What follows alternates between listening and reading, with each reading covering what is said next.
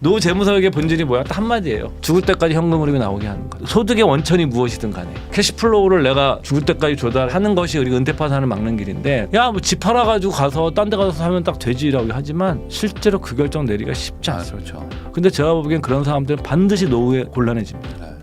그러면 이제 말씀 나와서 한번 여쭤보는 건데, 어쨌든 지금 이제 투자와 연금 센터 장님이시니까 예. 우리나라는 왜 이렇게 연금에 대해서 이렇게 인식이 안 좋다고 생각하세요? 이게 지금 이제 인식이 뭐 나쁘다기보다는 이제 관심들은 굉장히 많으세요. 네. 관심들은 굉장히 많은데 연금 가입률은 높지가 않아요. 막 반강제한다는 것 자체를 싫어하는 건가요? 네. 그래서 먼저 이제 우리가 연금에 대한 불신은 이제 항목별로 보게 되면 이제 국민연금 같은 거죠. 국민연금 네. 먼저 어느 나라든지 다 공식인데 먼저 이 구조부터 아시고서 처음 들어보시는 분들을 위해서 말씀을 드리면, 모든 나라는 경제 3주체라고 그러잖아요. 국가, 기업, 개인. 이게 이제 소위 말하는 경제 3주체입니다. 네. 경제학 교과서에 나오면 네. 경제 3주체와 다 링크가 되어 있어요. 연결이. 국가가 하는 게 국민연금, 그다음에 기업과 같이 하는 게 퇴직연금. 네. 과거엔 퇴직금 제도였죠. 그다음에 내가 개인적으로 알아서 하는 연금저축계좌, 이렇게 세 개가 있는 겁니다. 그러니까 사적연금이라고 그러는데 우리나라에서는 사실은 그 금융상품이 연금저축계좌랑 IRP거든요. 개인 네. 퇴직계좌. 뭐 그냥 통칭해서 연금저축계좌라고 그랬습니다. 오늘은. 그러면 여기 퇴직연금인데, 국민연금은 당연히 이건 법이죠. 강제죠. 네. 그러니까 이거에 대한 가장 큰 불만은 그거죠. 좀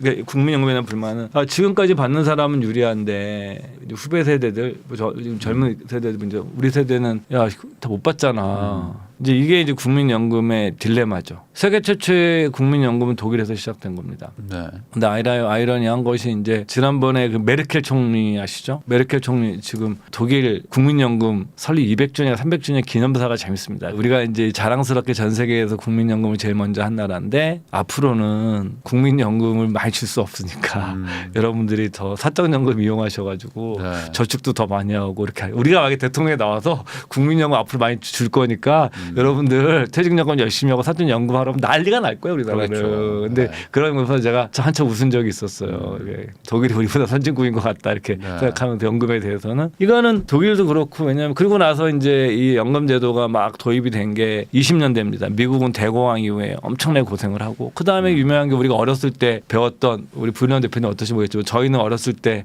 그 사회 시간에 요람에서 무덤까지 네. 영국의 베버리지 뭐 이렇게 해가지고 무슨 베버리지 무슨 뭐 베버리지가 맞나 하여튼 그런 카페 영국에서 나온 거거든요. 그게 이제 우리가 20년대부터 30년대, 40년대, 50년대, 60년대 거쳐가면서 소위 말하는 오늘날의 연금의 토대가 만들어지고, 우리나라도 거기 있는 거 갖다 쓴 거예요. 뭐 우리가 뭐 중불나게 우리가 할 수 있는 우리는 갖다 쓴 거고, 그러다 보니까 우리나라가 국민연금에 만들어질 때 소득 대체율이 40%거든요. 네. 소득 대체율이라는 것은 내가 이제 마지막에 이제 퇴직할 때의 급여의 몇 %냐를 얘기를 하는 거예요. 쉽게 간단하게 생각하면. 1,000만 원 벌던 분은 400만 원 번다. 그렇죠. 근데 이게 납입 기간 40년 기준이에요. 네. 이게 왜 40년이냐면 외국 애들은 40년이거든요. 보통 외국은 대학 진학률이 안 높거든요.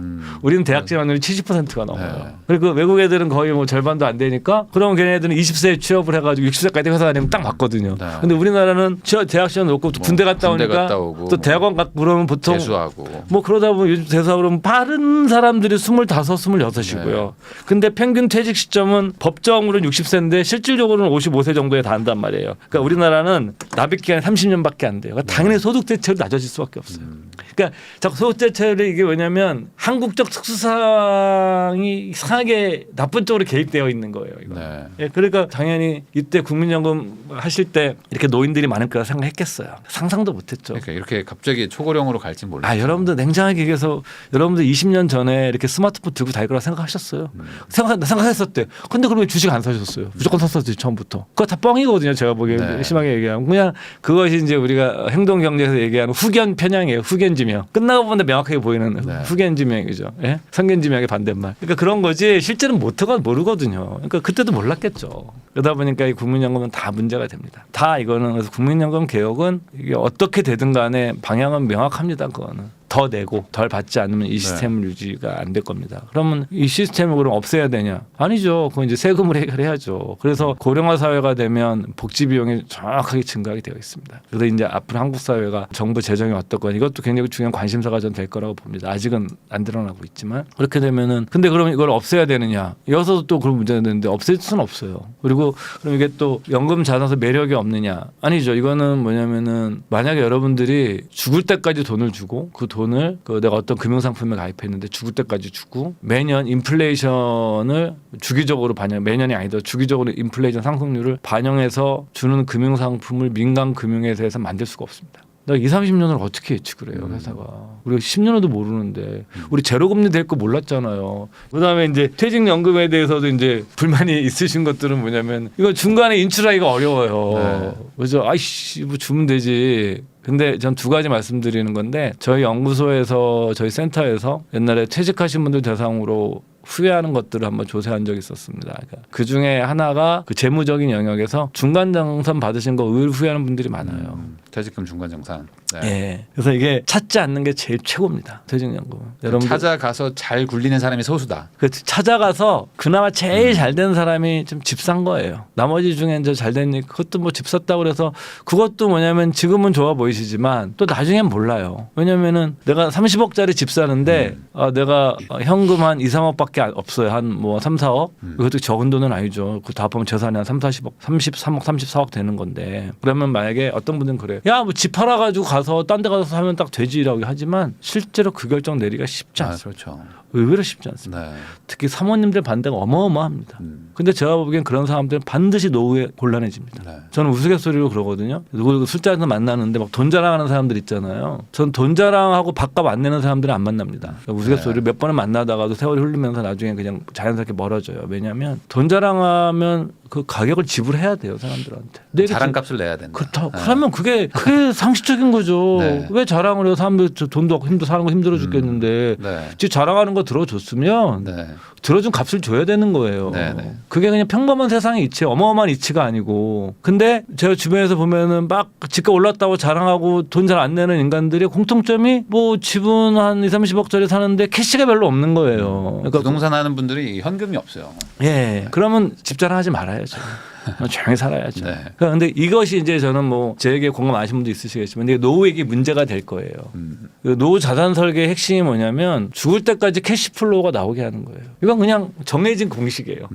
야, 노후 재무 설계 본질이 뭐야? 딱 한마디예요. 죽을 때까지 현금 흐름이 나오게 하는 것. 그 임대료 형태가 됐든 주식 배당의 형태가 됐든 내가 일을 죽을 때까지 하든 그 소득의 원천이 무엇이든 간에 캐시플로우를 내가 죽을 때까지 조달하는 것이 우리 은퇴 파산을 막는 길인데 예를 들어서 만약에 내가 집의 고가 주택에 살지만 캐시가 없어서 하는 분들은 나중에 캐시플로우에 반드시 문제가 생겨요. 그런 분들 주택연금도 안 되잖아요. 네. 주택연금도 12억 이하니까. 근데 어떤 의사결정을 내려야 돼요. 근데 아직까지는 한국 사회가 그 결정을 많이 내리는 시기는 아직 안 온 것 같아요. 아직까지는 배움 세대들이 역사상 가장 큰 부자들이다 보니까. 근데 한 번은 이런 상황에 몰리신 분들이 캐시플로우에 하여튼 문제가 발생할 거예요. 뭐 탁월하게 재테크를 잘하지 않는 이상. 네.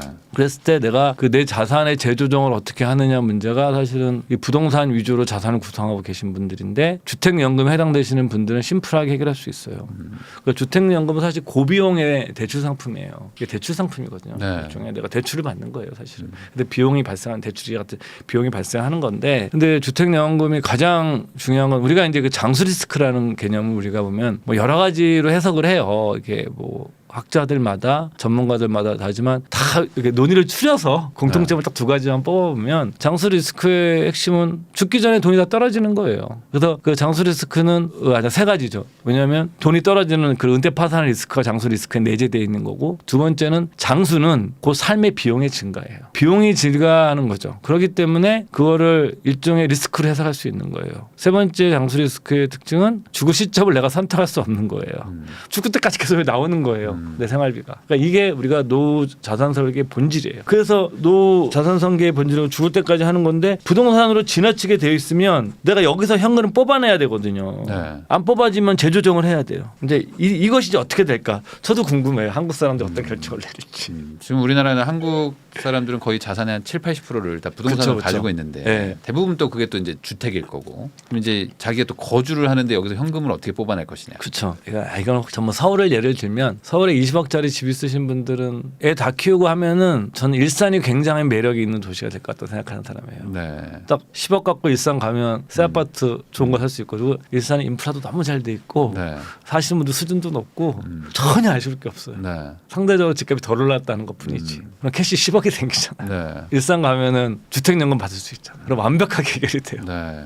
하긴 주택연금 얘기 조금 더 해주시면 좋을 네. 것 같아요. 왜냐하면 주택연금에 대해서 되게 좀 나쁘다고 생각하시는 분들도 막 있거든요. 아니, 주택연금은 고비용 상품이에요. 주택연금은 엄청난 장점을 가지고 있죠. 장수 리스크 측면에서 죽을 때까지 주잖아요. 그 죽을 때까지 주는 이게 주택연금인데 이게 모기지거든요. 영모기지거든요. 원래 이름은 영모기지. 모기지가 대출이라는 뜻인데 집 살 때 대출 받는 건데 그게 아니라 있는 집을 반대로 해서 거꾸로 모기지한테 영모기지라고 그러는데 전 세계에서 이 영모기지 상품이 죽을 때까지 주는 건 우리나라밖에 없어요.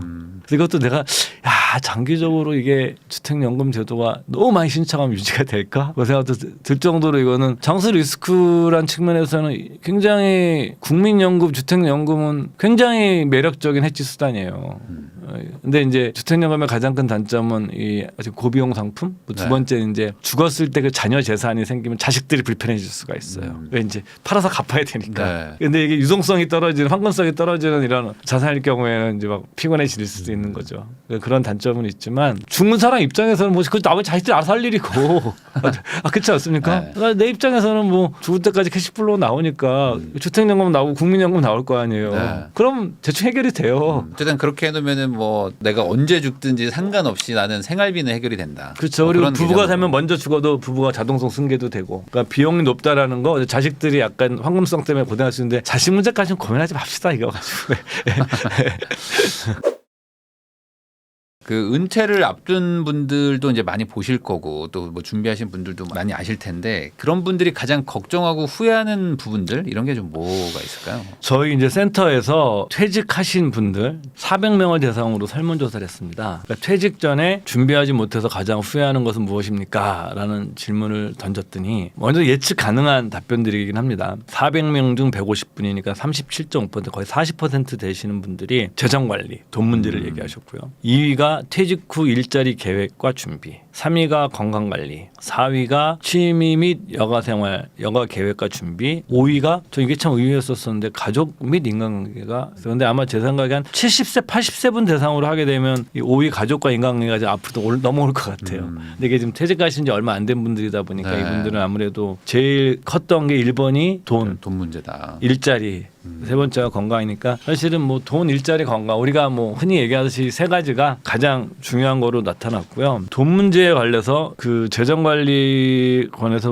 저희가 물어본 거는 연금과 연금외로 나눠서 물어봤는데 연금 쪽에서는 400명 중에 173명이죠. 그 절반 가까이가 연금 저축, 연금 보험 등 연금 상품에 대해서 더 많이 관심을 갖지 못했던 것도 후회했고 국민연금을 더 많이 받을 수 있는 것들 노력을 안 한 것도 후회를 했고 그러니까 뭐 다 합해보면 한 절반 정도가 그러니까 국민연금과 연금 상품에 대해서 관심 갖지 못한 걸 후회한다고 말씀드렸고요. 그리고 그 아까 말씀드린 것처럼 또 35명 분들이 퇴직연금이나 퇴직금을 중간까지 받지 않을 걸 이런 얘기를 했었습니다. 그러니까 투자 쪽 연금의 자산 관리에서는 첫 번째가 그겁니다. 주식이나 펀드 투자에 좀 더 관심을 가질 걸. 두 번째가 의료 관련 괜찮은 보험을 들어둘 걸. 이건 정말 잘 들어놓으셔야 돼요, 여러분들. 일단 설명드리겠지만 그다음에 그때 집을 좀 살 걸. 그다음에 빚 정리를 일찌감치 좀 해둘 걸. 굉장히 여러분들 여기서는 시사하는 바 굉장히 큰 겁니다. 네. 주택담보대출 다 많으시잖아요. 옛날에는 장기 모기지형 상품이 우리나라에 없었거든요. 금리가 높았던 시절에는. 네. 당연히 뭐 금리 10% 20% 되는 시절에 누가 2, 3년짜리 대출을 씁니까? 그래서 그때는 오히려 주택 구입할 때 내 현금이 훨씬 많았어요. 근데 금리가 낮아지면서 이제 사실 주택 구입 패턴에서 대출 비중이 올라가는 거거든요. 이건 뭐 네. 어느 나라도 마찬가지입니다. 이거는. 그렇게 하면서 이제 이게 뭐냐면 주택 시장이 고금리 시절에는 주택 시장과 부동산의 주택 가격의 연동이 좀 오히려 적어요. 사람들이 너무 비싸니까 살 많이 수가 준비해서 없으니까. 다 사는 거죠. 네. 근데 금리가 낮아지면 집값의 금리와 연동되는 게 훨씬 힘이 세지는 거죠. 우리가 금리 높으면 더 세질 것 같죠. 절대 그렇지 않습니다. 낮았다 올라가는 게 최악이 되는 거예요. 네. 빵 두들겨 맞는 게 되는 거죠. 이제 우리가 이제 그런 걸 겪어하고 있는 거잖아요, 지금. 그런데 그렇기 때문에 이 퇴직 전에 또 우리나라처럼 대출 구조가 다 변동금리잖아요. 미국은 거의 고정금리거든요. 사실은 그리고 미국은 그 집을 못 갚으면 금융회사도 책임을 져요. 리스크를 같이 공유하는 사회거든요. 근데 우리나라는 안 갚으면 은행은 책임 안 지고 오로지 빌린 사람만 책임지는 구조예요. 옛날엔 여기에 그 연대보증까지 있었잖아요. 네. 그러니까 완전히 은행은 너무너무 완벽하게 우리는 대출 장사를 할 수 있었던 구조예요. 세계에서 가장 완벽하게 죽을 때까지 돈을 추적할 수 있으니까 그리고 연대 보증까지 뛰어갈 그렇죠. 수 있는 시대였어요. 개인은 뭐 끝까지 가져가는. 예, 끝까지 할 수 있는 시대였어요. 이게 이제 없앤 거죠. 그래서 이거는 빚을 퇴직 전에 안 갚으면 딱 퇴직금 받아도 이게 노후 자금은 안 쓰고 대출 상환해야 돼요. 굉장히 많아요. 네. 그래서 가급적이면 저도 빚은 좀 있는데 퇴직 전에 어떻게든 정리하고 나와야 돼요. 그러니까 결국에 이제 내용들을 들어보면은 생각보다 은퇴 이후에 소득이 막 급감하고. 그건 네. 여러분들 저희가 있는 일자리에 대한 저희 보고서를 저희 미래에셋 투자연금센터 홈페이지에 들어가서 보고서가 있거든요. 주된 일자리도 주된 일자리. 주된 일자리에 저도 지금 주된 일자리거든요. 그러니까 주된 일자리에서 나오는 순간은 드라마틱하게 떨어집니다. 이거는 뭐 근데 이제 그거가 이제 감당이 안 되는 거죠. 기존의 어떤 생활 패턴이나 그런 상황 같은 것들이. 그러니까 그쵸. 미리미리 사실 좀 준비를 해야 될 텐데. 예, 빚도 갚아야 되고 그 다음에 이제 여기서 씀씀이를 좀 미리 좀 줄여들 걸 이런 답변도 있거든요. 네.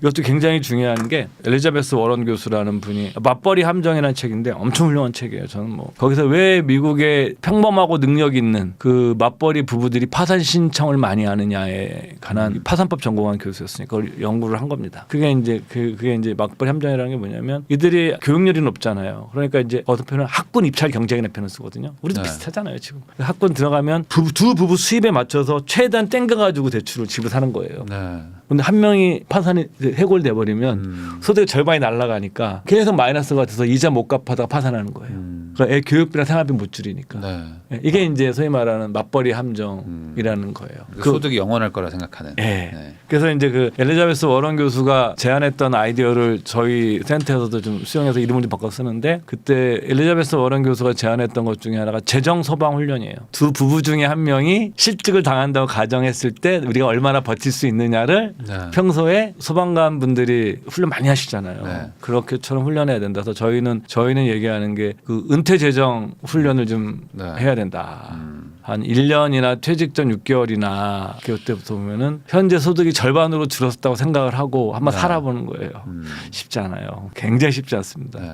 근데 그거를 한번 해보신 분들과 안 해, 내가 뭐 그 능력이 있어서 잘 버신 분들 상관없고 또 안 해도 되는데 그냥 평범하신 분들은 저도 마찬가지로 완전 해당이 다 돼요. 그게 해당이 안 될 수는 없어요. 그래서 그거를 한 번쯤은 해보셔라. 한 6개월이라도 짧은 3개월이라도 가족 간에 협의를 해서 이런 말씀을 저희는 또 드리고요. 또 하나가 이제 뭐 여기선 이제 이 보장성 보험 같은 것들도 잘 특히 이제 50대 분들은 하셔야 되는 게 이게 예전에 가입하신 저도 옛날에 가입한 상품들에 보면 만기가 70세, 80세인 게 많아요. 네. 옛날 보험들. 근데 보장은 더 잘 돼 있거든요. 그렇기 때문에 여러분들이 뭐 내가 암보험 들었는데 80세에 만기가 끝나고 그 다음 달에 암에 걸리면 다 꽝이에요. 그러네요. 네. 네, 그러니까 여러분들이 집안에 혹시 가족력 같은 거 있으신 분들은 조금 추가해서 뭐 해진하지 마시고 옛날 상품이 좋으니까 좀 싼 보험들 좀 나오니까 네. 그런 거를 추가하시는 것이 반드시 필요하고 왜냐하면 더 나이가 들면 보험료가 계속 올라가요. 그렇죠. 그렇기 때문에 지금 빨리 한번 점검해 보시고서 그 보험 담화 사이트가 있어요. 거기 네. 가보시면은 내가 가입한 보험 다 나오니까 다 찾아가지고 거기 보면 이렇게 보장 내역 보시면서 보장 기간이랑 보장 내역을 한번 점검해 보시는 것도 꽤 중요한 아이디어고 또 하나 이제 이 우리가 중요한 거는 영어로 시퀀스 리스크라고 합니다. 이게 이제 순서 리스크, 순서 위험이란 건데 뭐 예를 들어서 우리가 이제 뭐 수익률이 만약에 뭐 1년, 2년, 3년 차가 15% 마이너스 20% 뭐 플러스 10% 그 10% 이렇게 들쑥날쑥할 때. 예, 배열이 돼 있고 또 다른 경우는 이거 정반대예요. 플러스 10% 뭐 플러스 15% 마이너스 20% 이렇게 돼 있어도 이건 순서가 바뀌더라도 그게 나중에 평균 수익률은 같아요. 근데 이게 퇴직하고 나면 이게 이 순서가 굉장히 중요해집니다. 내가 퇴직하는 순간에 내 재산을 플러스 15%로 시작하는 경우와 네. 마이너스 10%로 하는 경우는 출발이 완전 달라집니다. 네. 이것을 우리 시퀀스 리스크라고 해요. 그러니까 이것이 우리가 돈을 버는 과정에서는 상관이 없어요. 왜냐하면 내가 깨져도 뭐 3년이면 버티면 회복하니까 똑같아지니까. 네. 근데 퇴직하고 나서는 내가 문제는 여기서 뭐냐면 빼서 써야 되기 때문에. 이게 그 미국에서 금융위기 터지고 난 직후에 막 은퇴하신 분들은 네. 엄청 힘들었다고. 지금 이제 미국에 지금 은퇴하는 사람들은 지금은 너무 좋고. 은퇴 백만장자라고 그러잖아요. 연금 네. 백만장자 이렇게 쓰는 네. 표현을 쓰는데, 그러니까 만약에 내가 하는 시점에 마이너스 10%를 까졌는데 거기서 난 뺏어 쓰기 시작하면 이중으로 쪼그라드는 거예요. 그래서 퇴직 전에 저도 이제 요번 한번 된통 두들겨 맞고서 이거 다시 시퀀스 리스크가 야 생각보다 대단한 거보다를 느꼈는데 퇴직 전에 이 시퀀스 리스크를 이해를 하셔야 돼요. 이거를 하셔서 자산 배분을 안정적으로 갈 수 있게 좀 해놓긴 해야겠네요. 어느 정도는 해놓으셔야 돼요. 그것도 굉장히 중요해요. 그렇다 100%를 뭐 다 그렇게 안전하게 넣는 건 또 반대고요. 어느 정도는 이제 하시고 사실 이런 걸 막는 방법 중에 하나는 한 2년치 정도 생활비를 확보하고 있는 겁니다. 이게 투자 자산에 근데 쉽지 않죠. 사실은 그렇죠. 뭐 2년이면은 뭐 사람마다 다르지만 서울 대도시에서 산다 그러면은 1억 가까운 돈이 있어야 될 텐데 물론 사람마다 다르지만 심리적으로 1억 정도 있어야 되는데 그걸 따로 빼놔야 되거든요. 그런 돈을 좀 갖고 있으면 더 편해지죠. 내가 좀 리스크를 더 수용하더라도 그래서 원래 은퇴 자산의 포트폴리오에서 이런 현금을 좀 몇 년치 1, 2년치 생활비를 확보하라고 있으라고 얘기를 해요. 그걸 이제 영어 쓰는 표현을 쿠션 자금이라는 표현도 써요. 충격이 꼭 왔을 때 이런 쿠션이 있기 때문에 그렇죠. 버틸 수 있다라는 거죠. 그렇게 되면 이제 요 시퀀스 리스크와 쿠션 자금 우리가 교과서적인 얘기지만 이거랑 또 세 번째가 이제 아셔야 되는 게 그러면은 이 우리가 이 돈이 뭐냐면 뭐 60세에 퇴직한다 가정하더라도 우리가 노년기는 65세부터 보거든요. 그러니까 65세에서 75세까지를 정기 고령기라고 보고 75세부터 75세 이후 후기 고령기라고 봐요. 정기 고령비가 생활비가 더 많이 들어가요. 현재 그 데이트에서 향후 10년간이 그러니까 퇴직 이후에 여러분들 2, 30년 계획 세우는 게 아니라 모든 거 운영을 향후 10년에 그 퇴직 후 한 75세 전에 다 맞추셔야 돼요.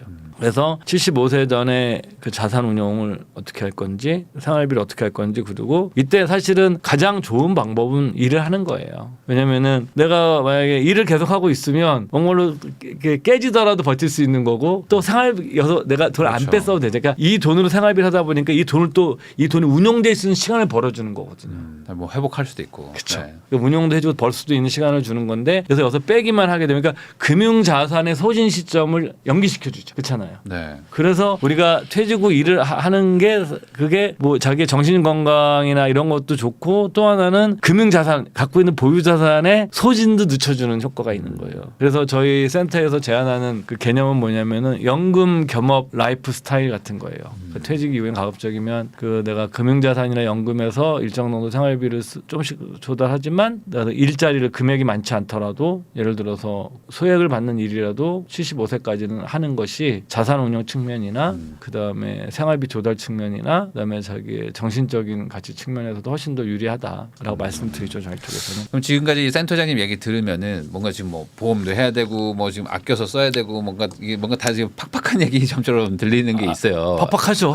그 사실 팍팍한 거예요. 그러다 보면은 이제 두 가지가 우선 궁금한데 첫 번째는 저축 퍼센트라고 해야 될까요? 그러니까 어쨌든 미리미리 좀 저축을 해놔야지 뭐 다른 투자도 하고 뭐 할 수 있지 않겠습니까? 최소한 한 이 정도는 좀 저축해야 된다 어떤 그런 비율 같은 게 좀 있는지 그게 먼저 좀 궁금하거든요. 그게 옛날에는 우리가 뭐 가계 저축률 같은 거 썼어. 우리나라가 80년대에는 가계 저축률이 세계 1위였었고 90년대까지도 한 30% 정도였는데 지금 그게 아마 안 될 거예요. 할 수 있으면 최소한 30% 이상 좀 권해드립니다. 그렇게 할 수 있으면 쉽진 않지만 그렇게 하려고 노력을 해야 되고 가치관에 관한 문제예요. 예를 들어서 나는 저축 싫고 현재에 충실하고 현재에 만족스러운 삶을 살 거야. 내가 미래에 내가 공공하다고 상관없어. 그럼 하시면 돼요. 그거는 가치관에 관한 문제고. 근데 그게 아니라 제가 드리는 것은 나는 그래도 노후 준비 좀 하고 싶어. 노후에는 좀 아주 넉넉하진 않아도 덜 불행해졌으면 좋겠어. 이런 분들은 뭐 제 얘기가 필요한 거고 그렇지 않으신 분들은 그거는 상관없는 거예요. 왜냐하면 훨씬 더 돈보다도 더 중요한 거는 인생의 가치관 같은 거거든요. 뭐 주택 문제도 마찬가지거든요. 우리가 뭐 노후에 그럼 어디에 살아야 돼 이런 막 얘기하는데 뭐 그건 사실은 우리가 어떤 사회적 트렌드나 이런 거 말씀드릴 수 있어요. 일단 도시적 삶의 의미라도 많이 부각이 되는데 대도시가 왜냐면 병원 문제 때문에 이렇게 난 그런 거 싫고 자연과 더불어 살 거야. 그러면 그렇게 가야 되는 거예요. 그러면 여기는 완전 생활비 개념도 달라지고 완전 모든 것이 달라지는 거예요. 그러니까 먼저서 여러분들께서 뭐 거창한 얘기지만 은퇴 설계의 본질은 이 돈보다도 인생 설계가 더 먼저거든요. 근데 사실은 이게 쉽지 않죠. 하시는 분들도 많지 않고. 그래서 이런 내 가치관인데 내가 노후 준비를 좀 확실히 해야 되겠다 생각하시는 분들은 당연히 30% 이상 하셔야죠. 그러니까 어찌 보면은 30%도 이게 쉽지 않다고 생각하시는 분들도 거의 많을 못해요. 거예요. 제 주변에 물어보거든요. 제 이제 후배 세대들 한 40대 친구들 물어보면 형 애 둘 키우면서 뭐 설계가 엄청 비싸잖아요. 대출이자 내고 나서 부모님이 좀 여유 있으시면 괜찮아요. 근데 부모님 뭐 용돈까지 좀 드리고 생활비도 좀 보태줘야 하는 친구들 얘기 들어보면 저도 그런 삶을 살았지만 사실은 쉽지 않죠. 근데 그건 이제 자기가 결정을 해야죠. 저는 그러거든요. 세상이 그렇다고 해서 내가 꼭 그렇게 살 필요는 없어요. 네. 그런 가치관은 자기 문제이기 때문에. 그러면 반대로 한 30%보다도 지금 저축을 만약에 못 하고 있다. 뭐 그런 분들이 많으시겠지만 그런 분들은 좀 노후에 좀 곤란을 겪을 수도 있는 어떤 그런 경계라고 봐야 되는 건가요? 그분들이 뭐 뛰어난 뭐 투자를 잘할 수 있는 능력이 있으시면 모르거나 두 번째는 부모님부터 상속받을 게 있거나 이런 경우 아니라고 그러면 그건 다 뭐 명확 관한 사실이죠. 네. 그러면 두 번째로 제가 여쭤보고 싶은 거는 그럼 결국에는 이제 미래에 꾸준히 나올 수 있는 현금 흐름이 중요하다고 하셨잖아요. 이제 내가 죽을 때까지 나올 수 있는 현금 흐름. 예. 그거를 이제 연금으로 만들고 싶으신 분들도 있으실 텐데 어쨌든 계속 받으니까 예. 그럼 그 연금에 어떤 들어가는 돈의 비중 이건 한 어느 정도를 잡아야 되는 건가요? 뭐 먼저 두 가지 말씀드리는데 그러면 여러분들 생각보다 연금에 많이 넣고 계세요. 예를 들면 국민연금에 여러분들 9% 넣고 있거든요. 네. 제 급여에 이거는 세후 수령의 기준이 아니라 여러분들 연봉 기준입니다. 그러니까 네. 의외로 많은 거예요. 근데 이 중에 4.5%는 회사에서 내주시잖아요. 월급쟁이 네. 들인 경우에는. 두 번째 퇴직연금은 여러분 퇴직금이죠. 퇴직연금이 퇴직금이든 이거는 내 1년 연봉 평균에 한 달치 급여가 들어가요. 12분의 1. 그렇잖아요. 많이 들어가요. 생각보다 많이 들어가네요. 다. 많이 들어가요. 그다음에 네. 연금저축계좌 한도를 내가 900만 원까지 넣을 수 있어요. 세액공제 한도가 900만 원이고 총 불입 한도는 1,800만 원이에요 연간. 네. 그럼 내가 일단 세액공제 한도까지만 다 900만 원씩 넣을 수 있다. 사실 이 세 개만 다 열심히 관리해도 생각보다 많이 준비할 수 있어요. 거의 한 30% 가까이. 예, 네. 여기에다 플러스해서 내가 뭐 주택연금까지 받겠다. 그럼 거의 해결이 돼요 생각보다. 그러니까 뭐 아주 이제 박봉이신 분들은 어렵겠지만 그래도 뭐 꽤 중견기업 이상 다니시는 분들이라 그러면은 이 세 개만 내가 열심히 지키고 퇴직연금도 이렇게 방치하지 말고 내가 열심히 좀 공부 좀 해가지고 좀 투자도 좀 열심히 하고 처음에 뭐 시행착오도 있겠지만 장기적으로 꾸준히 투자하시고 네. 그다음에 매월 내가 900만 원씩 매년 900만 원씩 내가 넣고 한 20년 직장생활 한다 치면은 내가 생각보다 많아요. 이거를 20년을 내가 열심히 꾸준히 하느냐 안 하느냐만 남은 거예요. 네. 이건 그냥 공식이에요, 공식. 시간 싸움이다. 그쵸. 결국에는. 그러니까 이걸 먼저 인정하셔야 돼요. 그것마저 할 돈이 없어. 그런 방법이 없는 거예요. 그러니까 이 돈을 내가 지금 현재 써버릴 것이냐 아니면 네. 좀 미래로 보낼 네. 것이냐에 대한 결단. 근데 재미난 거는 국민연금은 내가 노력 안 해도 알아서 빼가고 네. 퇴직연금도 내가 노력 안 해도 제가 빼가거든요. 네. 근데 내가 만약에 뭐 DB형이면 회사에서 운영해 주시겠지만 DC형이면 내가 좀 공부 좀 하면 되고 그리고 900만 원을 내가 한 달에 열심히 넣는 거예요. 특히 뭐 맞벌이 부부 많으시고 요즘은 부부가 딱 같이 넣으면은 1,800만 원이에요. 네. 1년에. 그거 20년 넣으면 계속 이거를 만약에 여러분들 뭐 그러네요. 만약에 S&P 500 뭐 과거 수익 연평균 8% 18%로 해서 20년 꾸준히 1,800만씩 딱 넣고 그다음에 DC형도 내가 뭐 넣었다 그냥 뭐 단순하게 좀 시장 수익률만 계산해 보면 뭐 S&P 500 같은 거 하지만 또 18% 내가 이거만 여러분들 되면 생각보다 굉장히 많아요. 많은 분들이 이것들을 방치하고 있거나 퇴직연금 들었어도 뭐 신경 안 쓰는 거지. 방치하고 있거나 아니면 연금저축 계좌도 뭐 내가 지금 내가 뭐 900만 원 넣는다고 해서 뭐 보이는 것도 아닌데 힘이 있냐. 예. 근데 그렇지 않거든요. 그래서 부부가 정말 저희 우리 팀장하는 친구한테 그랬어요. 야, 이거 허황된 얘기가 아니라 네 남편은 뭐 박사고 똑똑하잖아. 대기업체 연구소에 있거든요. 너도 뭐 금융권 내가 연봉이 꽤 될 텐데 지금부터 딱 결심해서 연금 10억 만들기를 해라. 맞벌이만 할 수 있다 내가 보기에는. 그래서 둘이 해가지고 1,800만 원씩 최대한 때려놓고 다 못 넣겠지만 둘이 합하면 거기는 3,600만 원 낼 수 있잖아요. 네. 1년에. 야, 3,600만 원씩 20년만 넣어봐라. 야 벌써 그게. 원금만 7, 8억이네요. 그러니까요. 그렇게 생각하면 굉장히 심플해진다. 그리고 그 7, 8억이 건물에도 안 들어가고 종합소득세도 안 들어가고 세금을 완벽하게 다 도망가는데 그리고 너희들도 능력 있고 지금부터 한 20년 뭘 못하냐. 30대 중반에서 딱 하면 20년 딱 다닐 건데 어차피 남편은 내가 보기엔 박사니까 정년까지 다닐 거고 뭐 농담삼아 그런 얘기를 한 적이 있어요. 그랬더니 네. 저거든요. 전무님 결심했습니다. 제가 꿈이 생겼습니다. 그래 사람들이 꿈이 뭐 어디 그 아파트 사는 거면 꿈이냐. 그거 잘못됐다. 연금 10억을 갖고 있는 그 꿈도 꿔야 된다. 앞으로의 세상은. 뭐 제가 여기서 말씀드리는 그런 세상이 됐다. 그렇잖아요. 10억짜리 집 당장 못 사지만 맞벌이 부부가 노력해서 내가 최대한 불입해서 만약에 1,800만이 다 때려 넣으면은요 정말 네. 열심히 아껴서 그럼 벌써 이분들은 10억이 넘어가요. 연금액이 매년 퇴직연금 쌓였죠. 네, 네. 국민연금 받을 거 하면 15억 넘어갈 거예요. 이런 분들은. 그러면 뭐 나중에 노년은 뭐 충분히 죽을 때까지 대충 해결돼요. 어쨌든 돈을 주니까. 그럼요. 그리고 생활비가 나오니까. 여기서 다 계속 캐시백에서 나오니까 딴 거 하나도 안 건드리고. 네. 그러니까 사실 이게 어떤 인생을 살 것이냐에 대한 어떤 큰 틀의 어떤 플랜도 세워야 되고 그럼요, 이제 그거에 그럼요. 대한 또 결심도 해야 되고. 그러면 네. 그래서 그게 참 어려운 부분인 것 같아요. 그 부분이 그러면 이게 중장기로 간다는 거. 예, 그래서 저는 모든 걸 다 가질 수 있으면 좋죠. 내가 집도 제일 좋은 동네 살고 노후 자금도 충분하고 이렇게 세면 좋은데 그럴 수는 없잖아요. 그러면 내가 이제 어떤 선택을 좀 해야죠. 집중도 해야 되고 과거에는 뭐 한국에 뭐 지금도 저는 집을 사는 것 자체가 굉장히 훌륭한 재테크수단이라고 생각하는 사람인데 그것 자체가 가장 강력한 보상을 해줬던 거지만 지금은 이제 그런 보상이 계속 유효할 거냐 떨어지진 않겠지만 만약에 부동산이 지금도 과거처럼 보상해주면 이건 뭐 제가 욕을 먹을 수도 있는데 저는 굉장히 많은 문제점을 한국 사회가 가졌게 될 거다라고 생각을 합니다. 한 사회도 우리가 한 개인도 자산 배분이 이루어져야 되지만 한 사회도 자산이 배분화돼 있어야 돼요.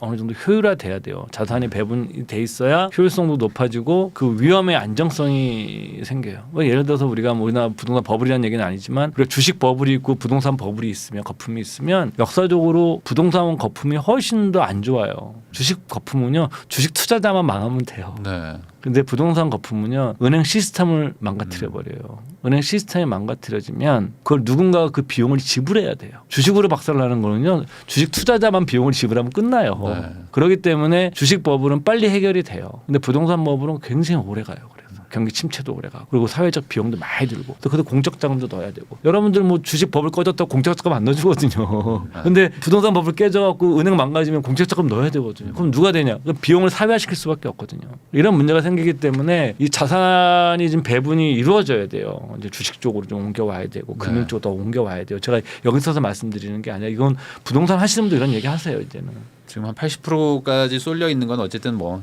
이상한 부분 안 좋죠, 안 좋죠. 좋을 수는 없는 거예요. 그래서 저는 여러분들께서도 연금 같은 거로 내가 이제 연금 백만장자를 꿈꾸는 그 세상이 돼야 된다고 생각해요. 그것이 이제 왔고 한국도. 네. 예. 지금까지 미래에셋 투자와 연금센터의 이상권 센터장님과 이제 은퇴 이후의 삶이 또 어떻게 바뀌는지 그리고 이제 노후의 고생, 돈 문제에 대해서 어떻게 대비를 해야 되는지 그런 이야기도 한번 나눠봤습니다. 귀한 시간 내주셔서 시청해주신 분들께 다시 한번 감사하다는 말씀 전하면서 저도 센터장님하고 인사 나누도록 하겠습니다. 센터장님 오늘 나오셔서 감사드립니다. 예, 고맙습니다.